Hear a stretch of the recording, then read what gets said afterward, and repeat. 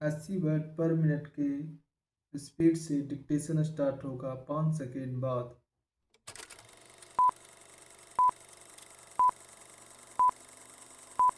सभापति महोदय, मैं रक्षा मंत्रालय की मांगों का समर्थन करने के लिए खड़ा हुआ हूँ।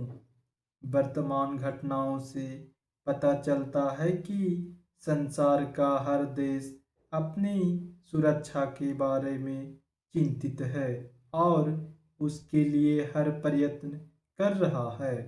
इस दृष्टि से अन्य देशों की तरह हमारे देश में भी रक्षा मंत्रालय का महत्व है।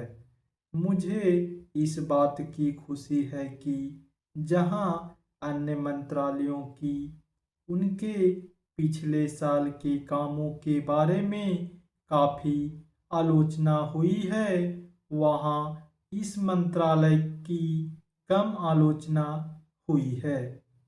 इससे पता चलता है कि इस मंत्रालय ने पिछले साल अच्छा काम किया है।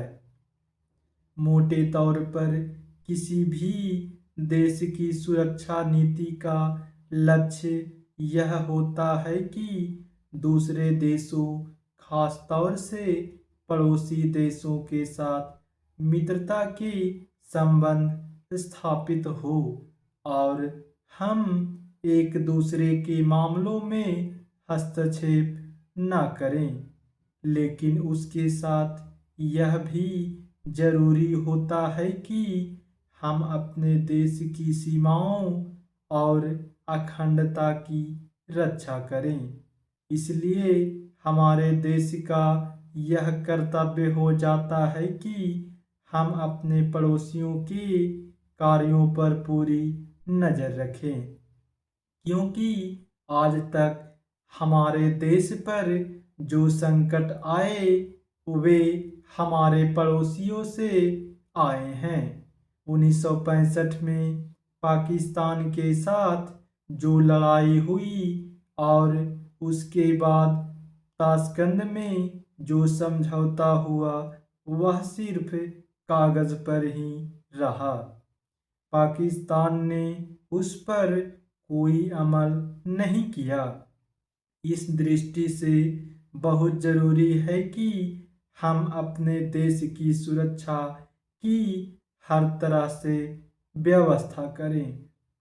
हमारा उद्देश्य दूसरों पर आक्रमण करना नहीं है, लेकिन यदि हम पर कोई आक्रमण करे तो हम में इतनी शक्ति अवश्य होनी चाहिए कि हम उसका डटकर सामना कर सकें। चेंज, आप जानते हैं कि पिछले दिनों पाकिस्तान को अमेरिका और चीन से काफ़ी मदद मिली है। रक्षा मंत्रालय की रिपोर्ट में भी कहा गया है कि पिछले साल अमेरिका ने पाकिस्तान को 1500 करोड़ रुपए की फौजी सहायता दी है।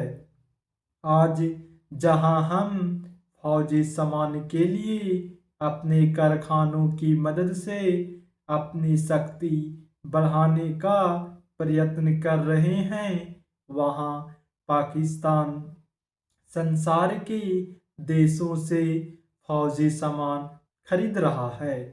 अपनी नीति के कारण वह सब देशों से लाभ उठा रहा है।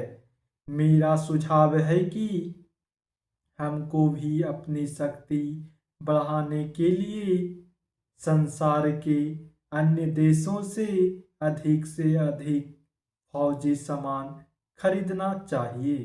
आज तिब्बत सीमा पर चीन के 1.5 लाख फौज खड़ी है। स्टॉप।